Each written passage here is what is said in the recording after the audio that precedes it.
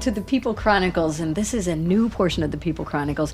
It's all for the Jazz Fest. The Berks Jazz Fest is celebrating its 25th anniversary this year, and that's a really big deal. And I know many of you are familiar with Berks Jazz Fest. If you've never gone, shame on you. I don't know what you're waiting for. You'll go this year, and I have two special guests with me that we're going to feature. I believe you guys are part of the opening weekend, Fabulous Friday Funkathon. Did I get that right? Yes, ma'am. That's good. Fabulous Friday Funkathon. That's a lot of alliteration. It is. Fred Moreadith and Erich Cawalla, the Uptown Band and the Dance Hall Docs. That's right. So you know what's interesting about you two guys? And this is something I don't think everybody knows. Please tell us. You guys are the bookers. Oh, sure. The booking agents. Mm-hmm. So I got the core management, not only the on-stage presence, but the behind the scenes as well. Yep. Which do you like better? I like performing. Management it's part of the job, but it's with a big group it's a lot of work. I think Erich probably I like both. You know, I like both sides of it. I have a business degree, so I like that side of it as well, booking the band and booking other bands, doing that. But there's challenges on both sides, obviously, you know. How about Berks Jazz Fest? Yes. Over the years, I mean, I've been very fortunate to be able to MC and talk to a number of musicians, and I always get the sense, and I like to think they're not just being nice because we're there, but I always get the sense musicians really like to be at Berks Jazz Fest. Is that a true statement? I think so, yeah. Why? What is it about it? Well, it's a venue that we normally don't get to perform in with a lot of musicians over a lot of dates. These festivals are not that common any longer. And another reason is that, you know, we come in, we set up, and we play. We don't have to worry about sound production, the booking side of it. You know, wait, you booked yourself, didn't you? Right, but we're not responsible for selling tickets. I mean, just our fan base and people that come see us. You know, they'll support the festival, but it's a wider audience that we get to perform in front of that we would not normally. Yep. And when you think about the Berks Jazz Festival, now this is 25 years of the biggest of the big names, anybody from the biggest George Benson to, you know, the smallest local act. Wynton Marsalis. Wynton, you know, Dave Koz is coming this year. That's what makes this, I mean, it's really a celebration. Diane Reeves is back. Yep, it's a celebration for 2 weeks, 2 weekends, and all over the country people come. This one guy I know, he comes from Ohio every year. To watch. To watch, and he's here, and he goes around to all the different festivals, and when you think of all the big festivals in the United States, it's really amazing that it's right here in Berks County. So you're talking about the big jazz festivals across the country. Yep. Berks ranks right up there. It's right in the top 5. Yep. You know, when you think about all the other ones, whether it be Catalina, whether, you know, whatever, Rehoboth, and that's another great one. Just in longevity, 2 weekends. A lot of jazz festivals do it for a weekend. You know, Friday, Saturday, Sunday. It's hard to get that longevity for 9-10 days like this festival does. Right. And people support it locally, and people support it from Philly and New York, and as I said, Ohio, Maryland, wherever else. They come here, you know, to stay here, and a lot of people come to the Crown, and they'll stay here all week and just go to all the different shows and spend thousands of dollars. Which is a beautiful thing it is. For Berks County. Yep. Probably one of the proudest moments. And when it started 25 years ago, and I've talked with John Ernesto about this many times, it started as just, I think, a 1 or 2 night affair. And in fact, Erich, I remember your first appearance at the Jazz Fest because you did an interview. Well, it was really cool. Now this was about the 5th year for it, but they started doing the all-county jazz band, and I was in the inaugural one for that. And I remember Dennis de Blasio was up there, and he was like God to me. He's a Barry sax player that played, I think, the first Berks Jazz Festival.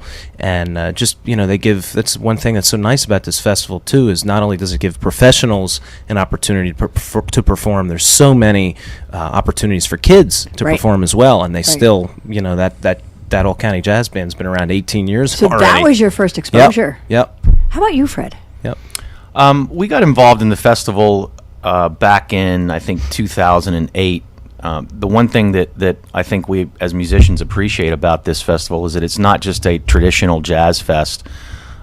It invites, a lot of different genres of music, blues, obviously funk, R&B, which we're a part of. And the way we got involved was, as I said, the band is made up of a 5-piece horn section. That's what we center the band around. And then we always use a special guest singer. And we were able to put together a book where we could bring in special guest singers and perform the music style that they perform in the bands that they regularly play in. Like, for example, Brent Carter from Tower of Power, Ray Green, who's the current Tower of Power singer, performed with us last year, and Tom Bowes, who was also a singer in Tower of Power. They perform with us together. This year we have Brent Carter, who is currently Average White Band's lead singer, and they come in. We just do a quick rehearsal at sound check and run the show. That's a special talent. You're chameleon-like. I mean, seriously, if you can bring in any featured singer and do their thing, right, and do it really, really well. We try. Yeah, we to help us along, we have charts for everything, so everything's written out. And it's, obviously the band has to prepare because there's no rehearsal. The individuals. Wait. You don't rehearse? Not at this point, no. Everybody just gets their chart sheet? Right, show up, ready to roll. Yeah. Yep.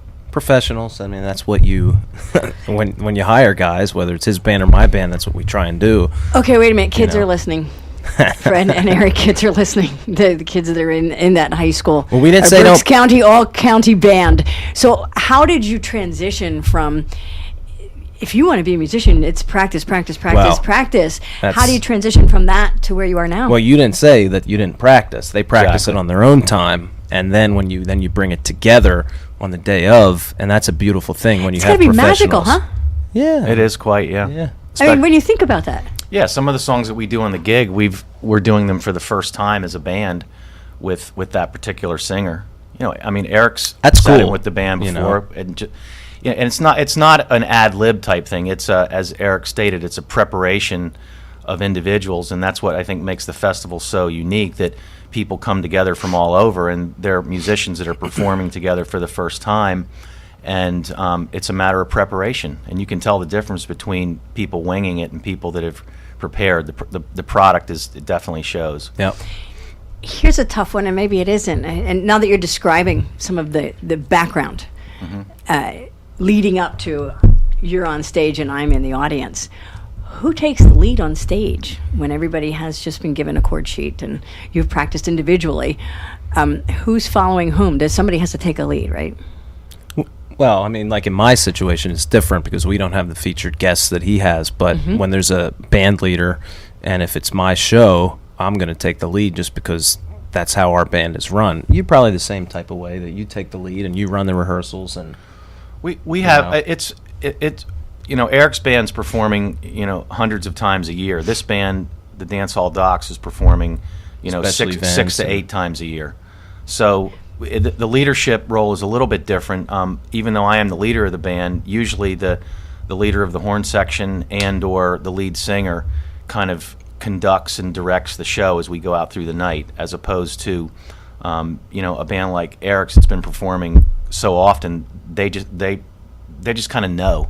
They feel their way through it, and it's organized, but it's unspoken, and that's kind of the leading in a dance. Yeah, that's the little bit of difference. But the two, I think the two work. They can work well in this type of an environment, and I think people will see that with this show, that you can have two bands that are going to be performing similar styles of music, but yet approaching it from a different angle, and the audience will probably not notice a difference.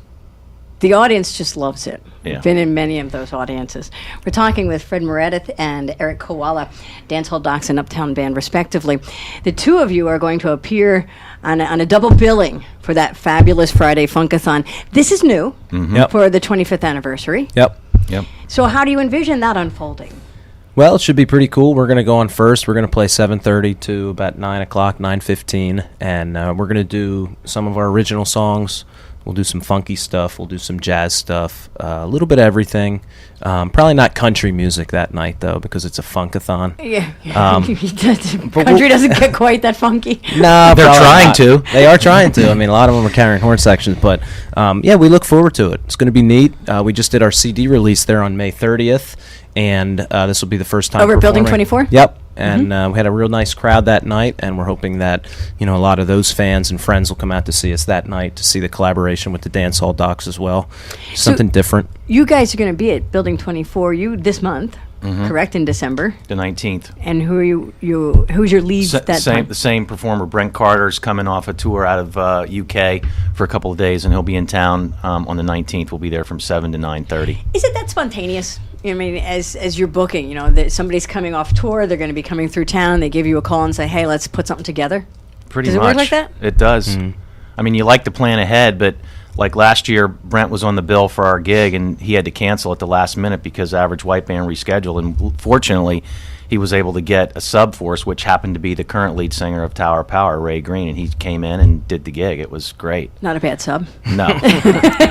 No. It doesn't even sound like sub doesn't fit. No, sub that is not the right word. No. But that's okay. So, 25th anniversary, and what's the date? April From your 10th. show, April 10th. Yep, it's the not the inaugural. It's the first day of Jazz Fest.